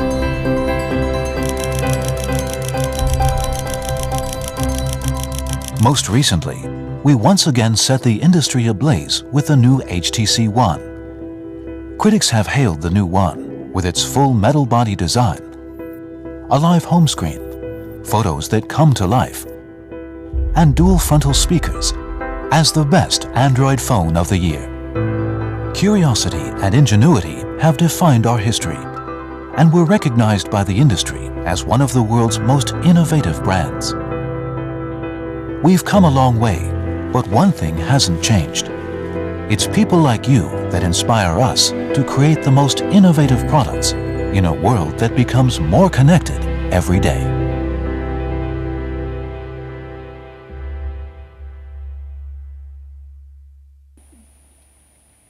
We're still at the rooftop of the Kampala Serena Hotel, and some of you are tweeting and Facebooking and saying, "Wow, Chiwani, surely, really." You can see we are all looking cold, but to give you more evidence, this is the rain right now as it is happening live at the rooftop. So if for you, you are in Wise, it's obviously more, and some saucepans are floating by, some people's beds are floating by, but at the rooftop, yes, we are outside, not in the studio. And so we promised you that this is what we are committed to doing, awesome television in the morning. And of course, today on Everyday Life, something amazing that we're going to discuss about in the next couple of minutes. But before we get there, HTC Moment, proudly powered by, of course, HTC, that brings us Everyday Life, quietly brilliant. And this week's question is very, very simple. We even have one question, and we'll be giving out the HTC Desire 300. Name the hosts of Morning at NTV on the 1st of April 2014. The hosts of Morning at NTV on the 1st of April 2014. The correct names in their order, and definitely you'll be getting into the draw, and you could be a winner of the Desire 300. Good luck, and please remember to send your name and the correct answers to 6565. Not Facebook, not Twitter. 6565 is the only platform that you can do that. And good luck. Now, most times we find it hard to select the right friends, and we're always asking the question, will they add value to us? Coming up on Everyday Life. It's the first thing you see in the morning and the last thing you see at night. It stresses you out. It calms you down. It helps you remember. It helps you forget. It keeps you connected. It's the only thing you own that is always within an arm's reach. Which is why you don't need to get a phone. You need a phone that gets you. And you. And you. And we are HTC.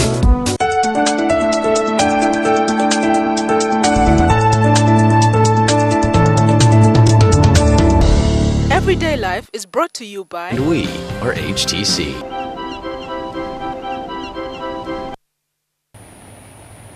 A very good morning to you if you're just joining us, whether on your telly or online, youtube.com/NTV Uganda/live. Friends is one of the most vital things in this life. And for most cases, some friends will become even closer than family. But the trouble comes when you choose the wrong friends. Trouble comes when you let your friends cross the boundary. The trouble comes when your friends literally mess up your life. This morning we'll be talking about that, probably giving some guidelines on how you can make sure you get the right friends. And joining me this morning is Flavia Nansubuga. Thank you, Brian. From IAA. Yes. What exactly do you do at IAA? That's a hard Don't say question. you do everything. I oversee operations. Okay. Yeah. That's why she has money. John Corey, pleasure to see you. It's a pleasure too. Joel calls you a vacationer. Yes, I'm a vacationer. Actually, English, there's no word like vacation, like vacationist, or you are vacist. So English is you what are you a vacationer. That's the correct word. Yeah, that's the correct English word. I'm That a now I vacationer. know why you're Joel's friend. All of you are gazumped in the English language. I'm not flummoxed at least. You're not? Well, I hope by the end of this segment you'll not be discombobulated. Put it down. Well, thank you guys for joining us. Thank you. Well, first of all, and I'll start with you, Flavia. For you, what is your definition of a good friend? A good friend basically is someone who sticks to you closer than anyone else, basically. They will be there when you're happy, they'll be there when you're sad. They will rebuke you when it's time for them to rebuke you. When they see you going in a certain direction that is not right, they will come and say, babes, I don't think that is right. It's that kind of friendship. It's people who want to be happy with you, but at the same time will not stand you doing weird things, wrong things, because they love you that much and they care for you that much to see you get hurt, even if you might not see it. Right. Yeah. John, obviously definition may differ when it comes to guys. Yeah. For you, what is it? For me, a good friend is someone who pinches you when you don't need to be pinched. For example, if you're going clubbing and a good friend sees no reason for you to club, he will pinch you, to tell you do not go clubbing. You want to go spoil yourself out, drink excess alcohol or drink alcohol, he will, get the discomfort of you for you to be sure that you are in a better state. So he will pinch you to make sure that you are a good person. Right. So for me, that's a good person. A person that rather rebukes you and makes you a better person. Right. Not someone who, combs it all sweetie. And sweetie, and then wants to get the good out of you. Right. Someone who pinches you and makes the good out of you. What goes wrong when we somehow always choose the wrong friends? There are people who are, awesome judges of character, and they will figure out and say, guy, is bad company for me. Then there are some of us who receive everything, and then we will see from there in the future. What goes wrong in selecting At what point? the right friends? At selecting the right friends. I think it's not being outrightly, what's the word?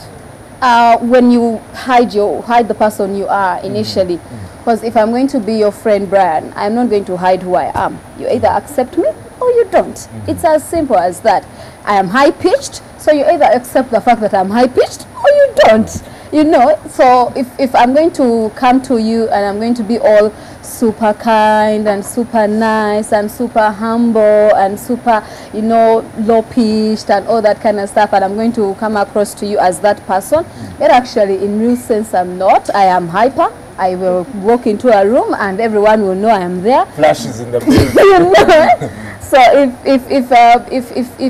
if I hide who I am as a person, as an individual, if I hide my character, if I hide the things that make me flash, then definitely at the end of the day, in the long run, as we walk the journey of friendship and you discover who I am and you do not flow with that kind of person, then definitely there's going to be a clash somewhere. Is it because sometimes when you want to attract a particular kind of person to be your friend, you will be forced to hide yourself?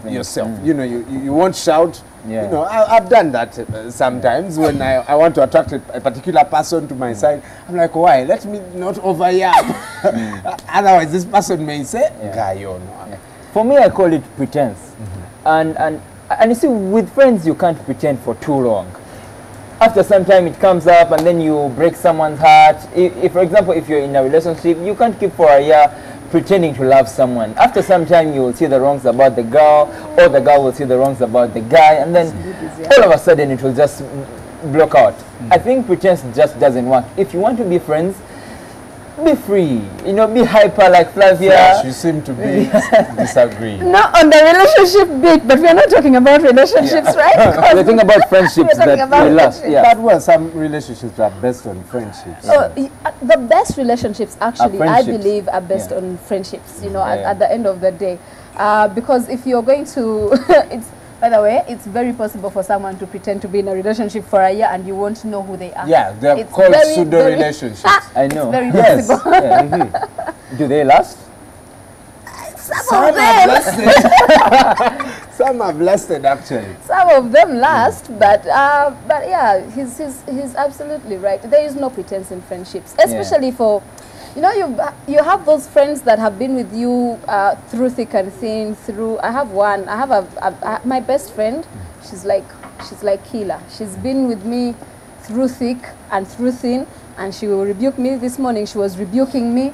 So basically, yeah. Where do you draw the line as a friend? Where do you say, you know, after if I do this, I'll be crossing the boundary? I know friends who will try and help others even solve stuff up to their relationships, and then things blow up in their faces. Where do you know that when it crosses here, I need to stop? You know, I think it's if you're close to someone and if you know them that well, you know where to stop and where. What are where- those things when that to your best friend cannot do? For me, Yes, like Chino, they can't cross over. no, they will advise, but they will not make my decisions. I think we are mature enough to that level where even with her, there are certain things that will happen, and I will tell her, you know, I don't think this is right, but at the end of the day, it's your decision. No, this is what I think you should do, but at the end of the day, it goes back to you as an individual. Because I won't make the decision for her, I will not. And when she chooses to go a certain direction, at least she will know how I feel about whatever decision she has made. But I will not hate her. I will not, you know, be talking behind her back. I will support her. And if anything happens on the journey and she falls, I will be there to pick her up. And that's what friendships are about. Are there don'ts of your guy friends, things they should not do regardless of the connection that you have? No, I think I agree with Flavia, but also with guys, we need accountability. Guys are vast people. We need accountability, you know, because every day we are different. Less for girls, you know, every day it's the same, you know, excitement, it's the same zeal. Guys are different. You can wake up in the morning and the guy wants to drive a car. You wake up in the morning and the guy wants to do a certain other job. So we need accountability. So for me, I call best friends accountability partners. Someone you walk up to, or you are working together. Probably you are mentoring each other at a peer level, and you're teaching each other things. You are advising each other as the other one is advising you. So you are sort of keeping in check so that you don't lose it. So I think there are no don'ts, because you have to share. There's no, maybe it's different for girls, but for guys, I think there's no boundary. Even if it's family, even if you're married, Brian is married. I know that there are those things that you want to share, those things that are personal that you want to take to a mentor or someone that is higher than you. So a best friend will be someone that will guide you all the way through thick and thin, everything. So I think even making decisions, there will be those decisions that will be taken by the other person, but not you, because for you, you are fragile at that stage. By the time you go for advice from someone, you do not know what to do, per se. You are looking for advice, you are looking for help, so you need that. So when he says something, you will probably take it up. Right. So I call it accountability partner. You are teaching each other. That is the best friend level for guys. Although, when it comes to accountability partners, it's advisable because if you're peers, sometimes there are certain things that you will not know better. Okay. So it's advisable that you have someone else, like a mentor, who is probably much more in a better position to be able to, you know, put you in place sometimes. Right. Like if you get, you know, like a counselor, church, you know, any of those. Because I like know a personally there are things I pastor. can't take to my friends. Exactly, because so One, because they have no experience about Yes. them. Two, I don't think they'll give me, you know, yes, any logical advice. So I'll take it to a counselor who, even if they are not good at what they are doing, but the fact that they're a counselor, I trust them more. Yeah. Well, how do you know that now it's time to end this relationship, this friendship?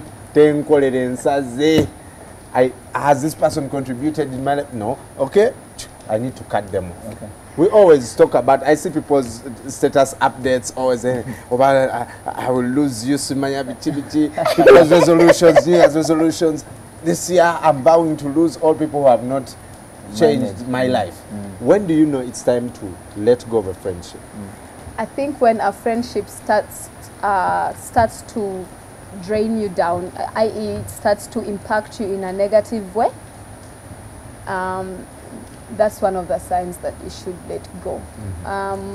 If you're always probably involved in all the wrong activities with this person, and they you know, they can't even put you right, or they cannot, that's one of the signs that, you know what, it's time for you to let go. And there are certain friendships that are seasonal. They might not necessarily be wrong, but they're just seasonal friendships. They come in at a particular point in time in your life, and afterwards they fade away. And you know, if you're don't cling too much, you know, don't hold on to the friendship just because. No, there are actually friendships that are seasonal. There are relationships that are seasonal. It's fine. How do you even detect that this is a seasonal relationship? It fades away, and you, instead of you having fun about it, you're stressed trying to reach out to this person.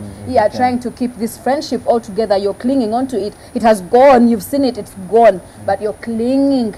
You are not letting go at the end of the day. And you know, you're spending most of the time. You're the one communicating. I believe communication is a two-way street. Right. You're the one communicating. You're the one reaching out. You're pulling. In Uganda, they say osike chitaja, chite, chite. So I think for me it is I standardize my friendships with my faith. I am born again, so anything to deal with apart from the born again, I will not deal with. For example, if someone will call me for a house party, if I don't see value to it according to my faith, I will not go. If I'm with friends, if I'm with a company that do not subscribe to my faith, I will have my levels right. I will know that I can only do too little, you know, and then they will do the rest. If my friends cannot capture my faith deals, then I think that will be off. Because bad company, you know, like scripture says, bad company ruins good character. Right. So I don't want to be such a kid. I'm a growing person, so I'm still discovering myself as a vacationer. If I discover myself at this point to be a drunkard, then I will be drunken all the rest of my life. If I discover myself at this time to be a drug addict, I'll probably be a super drug addict, you know, for the rest of my life. But if I have company that matters, that will guide me to my faith, all good works, whatever is pure, whatever is noble, whatever is right, whatever is praiseworthy, then I will do those things. So for me, if a friendship is towards something that is blocking my faith with God, then I will stop it immediately. I won't even think twice. You know, I'll just call you up and tell you, sketch your bad days. Because it won't gain you and me. We won't work out. It just won't work out unless I have potential for you to become like me. Wow. Yeah. So I will either preach or you. So you've had experiences in your life where you have had to say, man. Absolutely. Yes. You had to cut the cord. Yeah. Especially school friends. Harsh. Wow. That's. In Islam, you'll say you have balls, man. I know. You have balls. Yeah. Okay. Yeah. And it's also very important when you know how to express yourself to your friend. Yeah. Isn't it hard sometimes to, you kind of you don't want to disappoint the other person. You lay it down, but in a nicer manner. I can tell you, Brian, you know you're my friend, and I even or you know, Brian. But if I'm cutting off the friendship, I'll just probably cut down a little bit until it fades off. Yeah. You guys are mean, eh? No, it's the right thing to do. If you if you're not, because we're talking about what the other person is. If the other person is not building you, if the other person is, what about you? Yeah, absolutely. What are you giving? If you're not giving to the other person and you're the one leading them into the wrong things, and you're the one doing all these things to them that are not really supposed to be, that are not seen as friend things, then what should you do, you as an individual, to let go of that person, and for the benefit of them, not for the benefit of you? So then you also as a person must realize that if you're not contributing to that person, then chigwe. Because I'm exploiting the person. If you're the one who's, and that is so true of women, of girls. I'm sorry, girls all out there, that we can be very manipulative sometimes. Right. And if you reach a point where you are actually always the one manipulating the other party, it's time for you to actually reevaluate yourself and say, you know what, this is not good. This is not the right thing. It's not good for you to be in a relationship where you're manipulating people all the time. Right. My parting shot this morning: bad company corrupts good morals, and we take it that from the scriptures. And if you believe in God, not a small God, you'll understand that this is definitely right. And let no one deceive you that you can hang out with gangsters and drug dealers and you'll be drinking coffee. Thank you. Let no one deceive you. And yes, I'll leave you 1 Corinthians 15:33. There's also Mark 2. 16 to 17. When the scribes of the Pharisees saw that he was eating with the sinners and tax collectors, they said to his disciples, "Why is he eating and drinking with tax collectors and sinners?" Pastor Brian Munondo in action this morning. But I'm telling you, the bottom line is bad company corrupts good morals. And I like what you said. If you feel like you're eating tonight, which feeding, you're not adding value, let go. This morning, I hope it will add value. Well, Sheka Isma, this morning, do you have such kind of friends that you have had to cut off because they are not adding value to you? Actually, the rain and someone almost manipulated me this morning to call in sick. But because I'm just too strong-hearted, I said, no, I'll go to work this morning. there are lots of them. You always find that kind of company that lead you off the wrong path. But you keep going. You just keep going. And somehow you just keep finding that inner instinct inside of you that tells you that what you're going to do, your personal decision is better than whatever everyone else would tell you, as something close to that.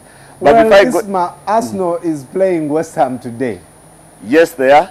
And they won't be manipulated, I hope, by anyone, including Arsene Wenger. We'll be talking about that and also tell you about the movement at Ferrari. They've lost their team principal. Stefano Domenicali is leaving the team. And then Indeje University elites are in Tunisia for the Africa Club Volleyball Championship. Well, Isma, Mabel and I will be coming up in a couple of minutes with the sports update this morning. Flavia and John, always a pleasure to see you guys. Thank you. You at home, bad company corrupts good morals. Stay with us.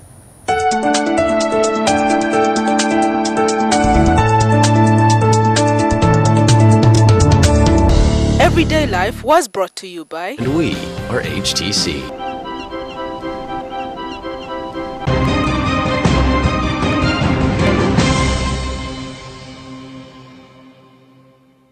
On the next episode of Login. This week in Login. Sudhir Raparelia, chairman of Raparelia Group, has officially been named 24th richest man in Africa and richest in East Africa.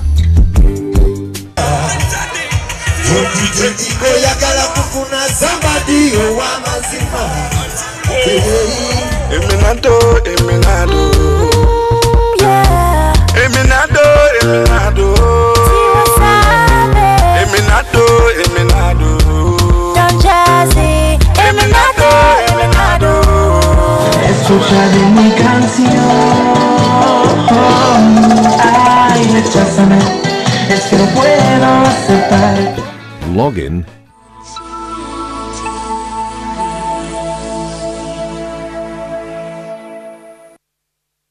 Oluvanyuma lwa lutalo abaana bangi batwalibwa abekika era bulala basigadde abamu bajja ne babakima era twagenda mu Lukola eyo ina Kasongola mu Buluri twagenda mu Butale Babalaaro okubuuza omwana oyo mumanyi ntimukwate obutonde obwekonkome mukwate obutonde bwa Ebola mubuteeke mu nsigo omuzungu ayogedde palamenti muyise bosi basajja omulembe guno gutuusemu n'abantu n'entondo kati waliwo n'emyaka egy'entondo waliwo yakiŋŋamba bamugamba muŋŋambe bulungi kati munkwate empola dokita buli akwata bayibuli ajja kusomera bintu nga ye bw'alowooza. For example, waliwo controversy yaliwo. Tobeera mu ssuuti ate ng'oteeka mu gganduula. Olina kubeerako kimu. Beerako kimu. Kubanga okusomesezza tumaze emyaka 2 tusomesa bannayuganda. Eddembe lyammwe mulimanyi oluusi n'obusobozi obulina. Nakulabira Abaganda baagala kabaka.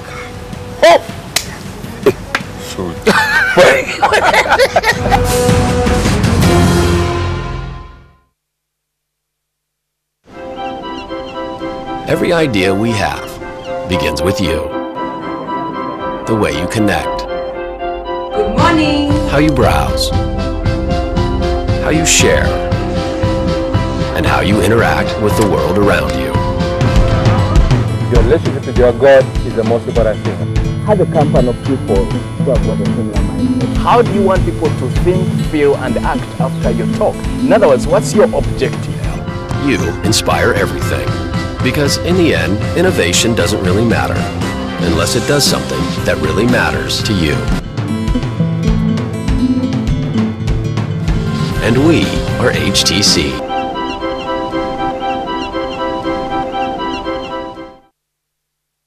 Mikwano gyaffe bana NTV ate naddala mu bannaamu muli gw'emizannyo muli gw'ebyemizannyo gukomyewo 2014 ate mutya kati ate gukyusiza n'obudde gwa 7 gwali gwa 9 ne gugoberera ntusanyuka kati gulongereddeko wano malya g'ebyemisana awo gusooke gubatayize gubaleetire bintu kyonna kalonda ennawo by'emizannyo omuli gw'ebyemizannyo mupya 2014 isima waali alagira Argentina yenjo mukubira eddiba lye omukwano gujja kukomawo ku muli gw'emizannyo naye kasita kinatuuka eri bano ba Messi okulumba abalenzi baffe Batiago Silva awo tewali mukwano omuli gw'ebyemizannyo 2014 kezinte.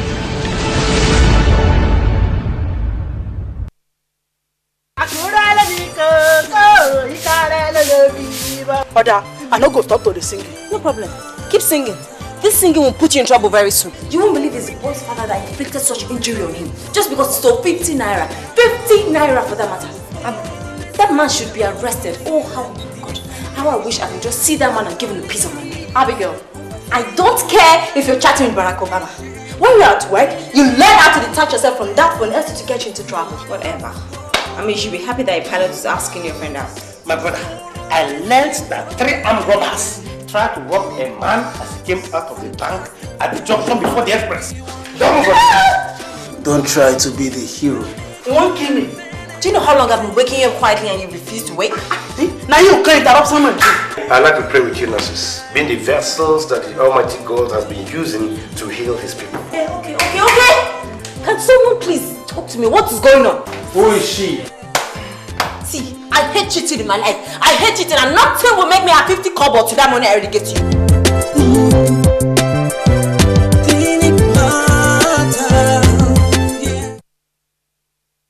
On the next episode of Destiny River. You mind explaining to me what this means? The last time we had met, you made it clear I had to choose between you and my father. Solano, she and the hawker, look. Hey, Aspasia, God will punish you. Solano, calm down. Just please tell me. You cannot do anything to help. No.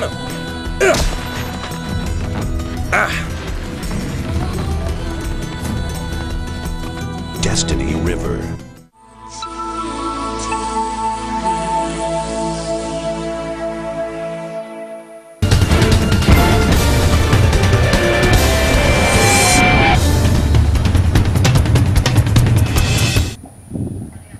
Well, a very good morning to you, ladies and gentlemen. About 20 minutes on to 9. And before we go on with our sports update this morning, of course, we've got some news coming from Nansana that a trailer rammed into a house. And at the moment, 4 people have been confirmed dead.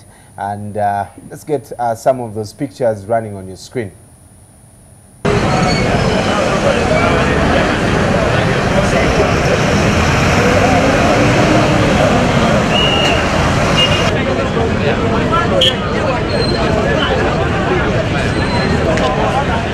Jangu kulaga.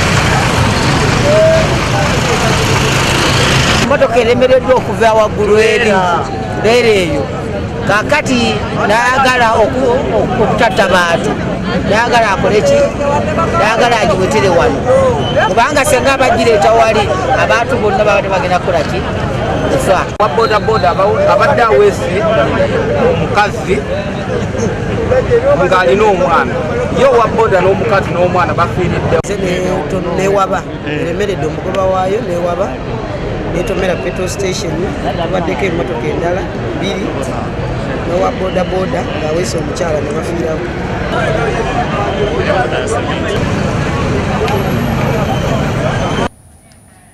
Very, very sad images there, and I'm told that actually one of the ladies that survived, I think it was like she was in a dream.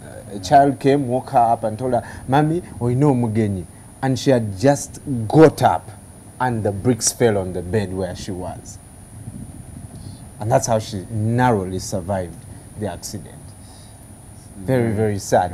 And our hearts go out to the families that have lost people there. We'll be giving you more details in our subsequent news bulletins at 1 o'clock, 7 and 9 a.m. Good morning. Good morning, Brian. So I'm still going to ask, what's this color thing going on here? You didn't get I didn't get the memo. The memo to wear blue today. Even the shirts. It was so cold, and blue works when it's cold. Okay. It's the best color to wear when it's raining. I'm joking. It's a coincidence. It's cold. Yeah. Let's move on to sports. Isma, Ndeje University elites are going to play at the Africa Cup Volleyball Championship this week in Tunisia. We've always talked about how we fear Tunisia. Is it going to be better this time than last time? You've got to say, they always say the first cut is the deepest, and when Ndeje played in Madagascar last year, they were new to the continent. Now they have another chance because now they go to Tunisia just a few weeks after Nemo Stars were there. I remember Nemo Stars didn't do so well because they finished, I think, 17th out of 21 teams, having finished 11th last year. So you hope Ndeje don't undergo the same kind of decline. Right. And the way they prepared for this is that they chose not to play so many tournaments here. Actually, have skipped some of the open tournaments here, and actually opted to go and play a tournament in Kisumu in Kenya, part of their preparations. But for me, the biggest fear I have for them is that their team should be weaker than it was last year. Their coach, Mr. Kawenyera, thinks differently, but they've lost players in that team who will join the new team that will be talked about a lot this year, Vision Volleyball Club. It will be like the City Oil of volleyball, because they've only come into the league and they went and signed some better players, including Peaceful Sinje, Miriam Namiro and Makongoro. They've all moved from Ndeje, so they have 3 players less, though they brought in new players from other clubs. I want to see how all these new players will gel with the people who have had Ndeje and lifted it to the heights of winning 2 national championships. But it's a good thing that now clubs are really trying to play on the continent, because before that you wouldn't see Ndeje or Nemo Stars playing at this level. Once in a while KVC would go and play, but not often. But now 2 in 2. It's got to be something refreshing to see the national volleyball team and then also playing on the court, and then the clubs also competing at this level. Well, let's wish them all the luck. They'll need it. They'll need it. Are very tall. Well, another team that is traveling is the Team Uganda in golf. They traveled to South Africa for the Africa Zone 6 Championships. Yeah. What do you think they'll do this time? Will it be better than last year? Last year they actually came 6th, and I was actually listening to the Uganda Golf Union chairman there, Mr. Chiriowa Chiwanuka, saying that they want to finish 3rd this year. That would entail probably beating either of Namibia or Zimbabwe, because when they go there, you've got to look at the kind of competition they'll face. South Africa is favourites for this because of the golf academies they have. Then followed closely by Zambia, who also have quite a number of golf academies. One, for example, where the girl who came here and won the Uganda Ladies Open, Melissa, now when she was only 18 a few years ago. So they've got to go and beat that kind of competition. It's got to be between South Africa, Namibia, Zimbabwe, and then Zambia. You think all the other teams will be fighting from 5th onwards. Although, in other occasions, Kenya have gone there and done well, and actually usurped one of these 4 powers of African golf. So you have the feeling that Philip Kasozi, the captain here, and their coach, Dewa Kopi, and all the comrades in there, Lawrence Muhenda and Adolf Muhumuza, have got to be really optimistic. And I love the fact that they've been working out for quite some time, because they had the trials that were played at different courses. They played in Chitante, they played in NTV, they were given passes to go and play at any golf club across Uganda in terms of preparation. So this is a big pool of players that you hope that because they've prepared that well, they've got to improve on that 6th place. Whether they do is a totally different idea. It's a totally different thing, because, like I said, they have to beat those 4 teams. And if they don't, probably they could usurp Kenya and come in 5th, which would be a commendable performance. But like I've said of volleyball, this Africa Zone 6 Championship has become part of the calendar for the golfers. It's something that the golf team has not, they've not missed in about 4 or 5 years. And if they keep going like this, probably they'll keep improving year on year. That's good. Now, talking, Formula One, there's a very huge change at Ferrari, especially in terms of their team principle. How significant is this? And will it bring back the old spark at Ferrari, what we knew about Ferrari? It's 4 years since Ferrari were world champions, and actually the last time, actually 5 years, because Lewis Hamilton was the last with the McLaren Mercedes. But it's 4 years since they won a Constructors' Championship, and this is a team that has won 16 in all, because in recent times it's been Red Bull. But when such things happen for teams that are as great as Ferrari, and Ferrari, by the way, don't do any kind of advertising beyond Formula One, for a company that constructs all these expensive cars. So a change as significant as change their team principle is very big, because the team principal is one who runs the race, is a bit of the race director at the top as they are racing, as Alonso and Kimi Raikkonen are going at it. So for Stefano Domenicali to leave at this stage of the season has got to be the biggest thing to happen at Ferrari. Whether it's been the problem, whether it's been the kind of person who they need to change in order to change the performances of the car, is a totally different thing. Because Fernando Alonso has talked about this after the first 3 races where they've not done well, and said it doesn't think the car is giving him the kind of power that it's supposed to give him. And Alonso thinks he can win the world champion. I don't think he stands a chance with the way Mercedes has been doing. But probably when the president of Ferrari looks at it, Luca Montezemolo, when he looks at this and says, we could change someone and then change the way the perception of the team, it could be a good thing, because most times, Domenicali, for example, is extremely conservative. You've seen some of the interviews of people who know him very well, and saying he's extremely conservative with what he wants the car to do. So they need someone more adventurous, because that's what the Red Bull has done, that's what the Mercedes has done. If a driver of the car tells you the car is weak, is it wrong? No, it's not wrong. He's the one who is driving the car. Do you have to change the principle to get the car working? Because the principal is the guy who does everything to do with the car. He's the guy who runs the race director. He's the one who runs the engineers. He's the one who basically is the brain, is the CEO. When the company makes losses, the CEO should go. So there's literally a possibility that that car is fast enough. We just need a daring principle. Probably. I don't think it's as fast as the Mercedes is, but probably it could do better with someone who is more daring in terms of the decision making. And that's what I think Ferrari are looking for at this stage of the season. For me, a little too late. They should have done this at the start of the season during the testing when the car was not doing anything. The car was already bad 2 months before the season started. They should have done this at that time, and they didn't. And that's where Ferrari find themselves. All right. Well, moving on to real sport, as Brian would say. Trailing Everton by a point, Arsenal today host West Ham. These 2 London clubs get together. Really, can Arsenal afford a slip-up? If you look at the way the table standings are, they can't. And Arsene Wenger was talking about it yesterday and said he thinks they had got a little bit complacent about 4th place. And now that they have a fight. Every year, 4th place, 4th place. He said they had got complacent about Champions League football. He thought it was going to come on the plate. And now teams are giving it a fight. But if there's a team that has the kind of ingredients that would challenge Arsenal, it's got to be West Ham. They play very physical. They don't do so much with the ball. They'll kick it high and get it to Andy Carroll, and that's the kind of thing that Arsenal may not want. Though Arsenal in recent years has managed to play the physical sides much better than they did in the days of Sam Allardyce at Bolton. They played much better against Stoke. I think for them to go and win this, and this is at the Emirates, Arsenal have got to have, for example, I would love to see Aaron Ramsey put in a better shift. I thought now he's at his back from injury. And he did put in a shift against Wigan. He needs to play well tonight.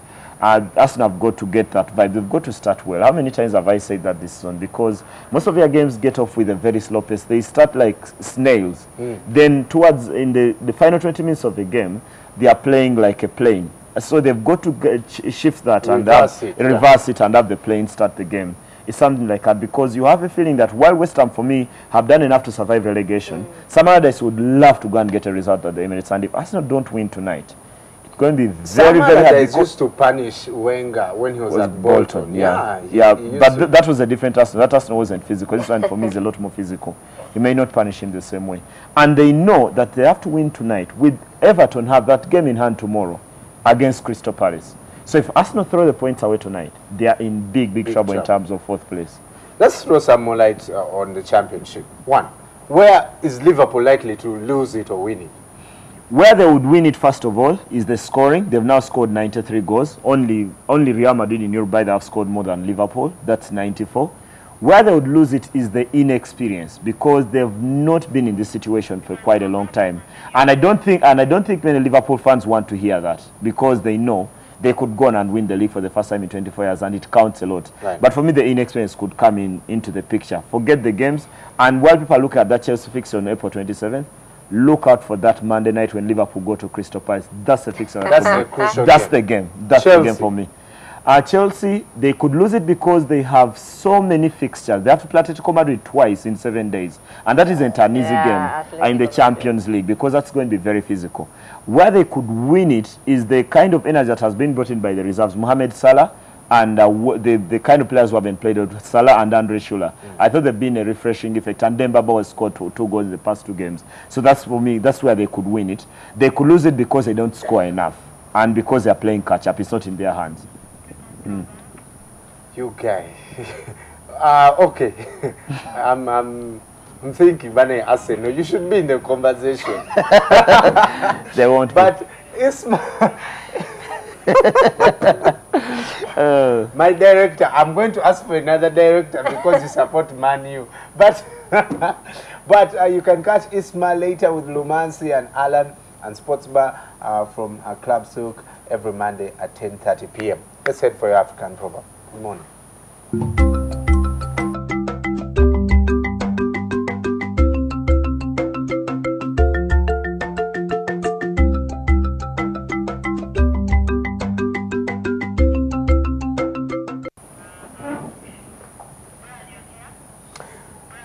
All right, eggs and metals should not be put in the same basket.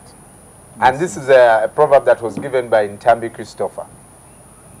What do you There's only one winner in that, because the metals would knock the eggs out. There's what's that, viscosity? There's something we studied in physics. There's something close to that. I only remember gravity. And then gravity became a musician when you grew up. Hey, it's a totally different thing. Yeah, but I think it's a thing about putting things together, because when they are so unlike, one is bound to get hurt. Yeah, because the egg. Yeah, you remember last week we had this proverb about the egg and the rock, yes. When we were talking about Bayern Munich and Manchester United, and we said they don't hit an egg on a rock, and we discovered who the rock was at the end of the 90 minutes, and we saw who the egg was. Tushabe Mukama Levicato says 2 people with different hearts cannot stay together in the same room. Different hearts?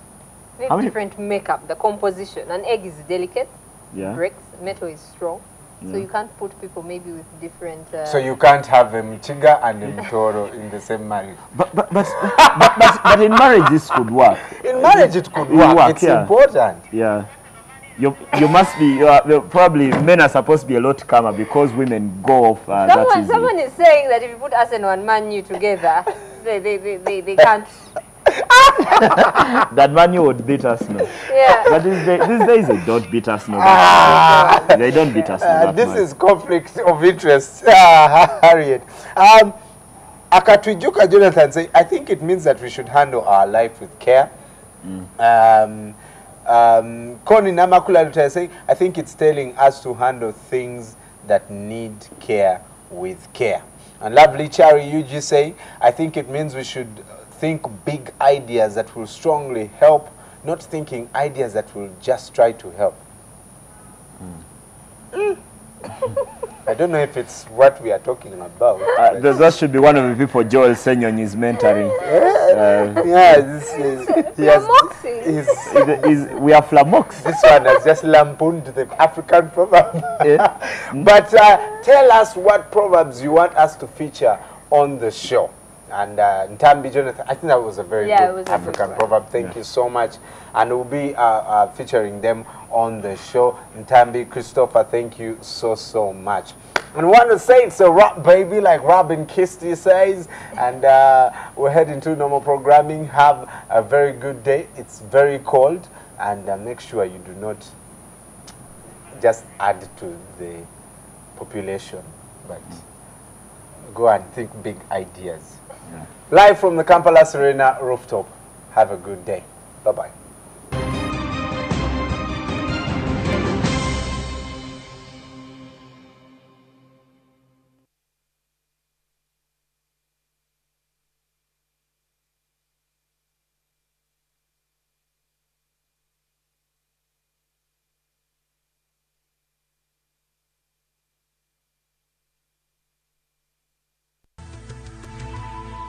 NTV, turning on your world.